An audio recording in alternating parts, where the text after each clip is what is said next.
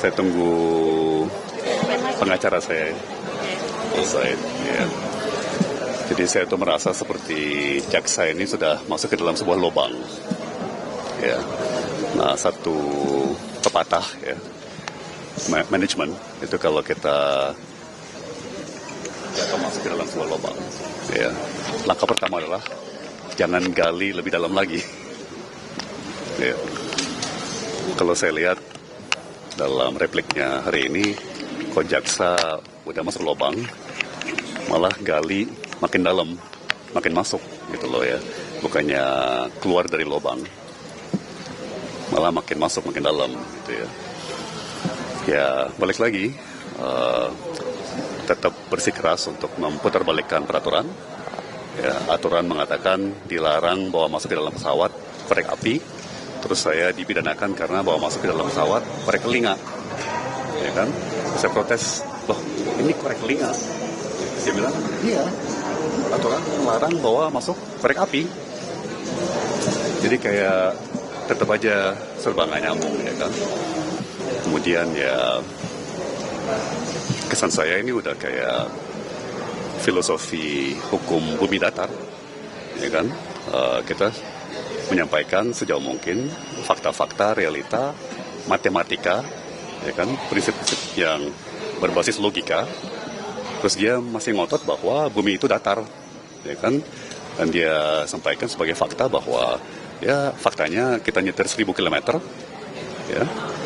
Kita nggak pernah merasakan lengkungan bumi gitu, ya kan? Jadi ya gimana ya, ya mungkin kasih kami waktu untuk mencerna semua ini. Ya tentunya hari Senin kami diberi kesempatan untuk memberikan tanggapan, ya kan, atas respons daripada jaksa pada hari ini. Kasusnya adalah kriminalisasi dari yang Pak Tom kemarin sebut dari pas Pilpres kemarin. Nah, itu tanggapannya seperti apa, Pak Tom? Ya, karena 20 kali persidangan, ya, tidak ada satupun keterangan saksi atau ahli yang membuktikan, bahkan semuanya mematahkan tuduhan-tuduhan yang dibeberkan dalam dakwaan, ya kan? Dan kemudian tidak ada sama sekali penyesuaian oleh jaksa begitu bergerak dari dakwaan ke tuntutan. Jadi kesimpulannya apa? Begitu juga ke replik. Iya. Apa? Begitu juga ke replik sampai hari ini, ya kan? Jadi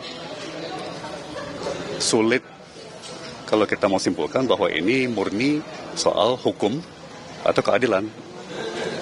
Berarti harus ada faktor lain, harus ada motivasi lain, ya kan?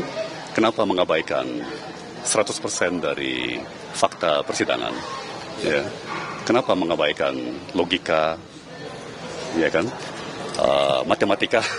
Ya, jadi apa? Apakah timing daripada terbitnya sprindik itu benar-benar hanya sebuah kebetulan?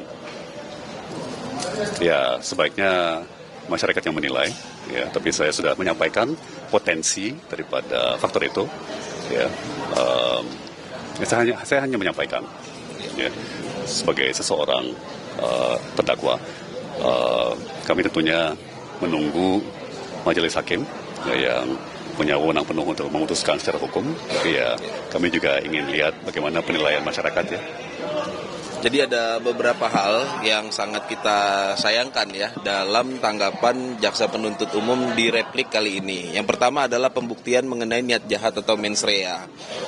Fakta-fakta persidangan sudah jelas dan sudah tegas menyatakan bahwasanya saksi fakta yang katanya menghadiri pertemuan-pertemuan sebelum persetujuan impor itu tidak ada yang mengetahui ataupun melihat ataupun memberi kesaksian Pak Tom ini hadir dalam pertemuan-pertemuan tersebut. Tapi dalam replik ya, udah dalam dakwaan, dalam tuntutan, diulang lagi dalam replik, itu masih saja jaksa mengatakan bahwa Pak Tom itu hadir, mengetahui dan menerima laporan segala macam, dan semua itu adalah keterangan-keterangan yang menurut kita itu sudah terbantahkan berdasarkan keterangan saksi di pengadilan. Bahkan saksi yang menyatakan Pak Tom itu hadir, itu staf ahlinya sendiri, itu nggak didukung oleh keterangan saksi lainnya, ya kan? Dari pihak swasta itu kan diperiksa secara bersamaan saat itu tidak ada yang mengatakan Pak Tom itu hadir.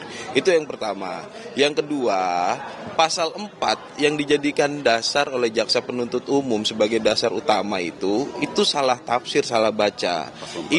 Permendak 117 ya, yang menyatakan, makanya tadi istilahnya Pak Tom itu dilarang korek api, Pak Tom bawa korek kuping malah dipidanakan. Ini maksudnya gini, bahwa pasal 4 itu mengatakan impor gula kristal putih hanya boleh.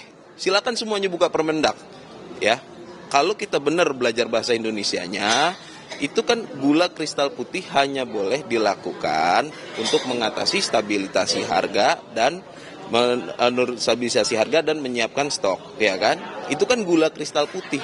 Yang diimpor ini adalah gula kristal mentah. Apa bisa kena pasal itu? Kan udah beda konteks, makanya dibilang yang dipidana itu adalah korek api, bawa korek kuping dipermasalahkan. Nah, yang ketiga, yang lebih sangat kita sayangkan lagi adalah fakta persidangan audit BPKP NDPBM itu isinya HS code, bukan angka NDPBM. Angka NDPBM itu bagian dari pengali untuk penghitung kerugian keuangan negara. Itu isinya salah, isinya HS code. HS code itu kode atas barang impor. Gitu, bukan angka NDPBM yang seharusnya dalam nominal rupiah. Nah, nilai dasar perhitungan biaya masuk itu disebut NDPBM, tapi isinya adalah kode barang. Lah kok gimana ceritanya? Dalam salah satu kolom audit itu salah isinya, tapi hasil kerugiannya sama. Nah, ini belajar matematikanya di mana ini? Masa 2 kali 2 9? Ya kan nggak mungkin. Gitu loh. Ini yang sangat kita sayangkan, dari dakwaan ke tuntutan sampai ke replik masih sama. Makanya tadi Pak Tom bilang, kalau kita sudah masuk ke lubang, langkah pertama adalah jangan kita gali dulu dalam-dalam. Kita harus segera keluar. Tapi ya itu hak dan kewenangan kejaksaan tentunya ya, tetap seperti itu. Tapi ya kita sangat menyayangkan. Nanti kita akan sampaikan semua bantahan resmi ini dalam duplik, termasuk Pak Tom juga akan menyampaikan duplik sendiri. Gitu ya. Oke? Aman.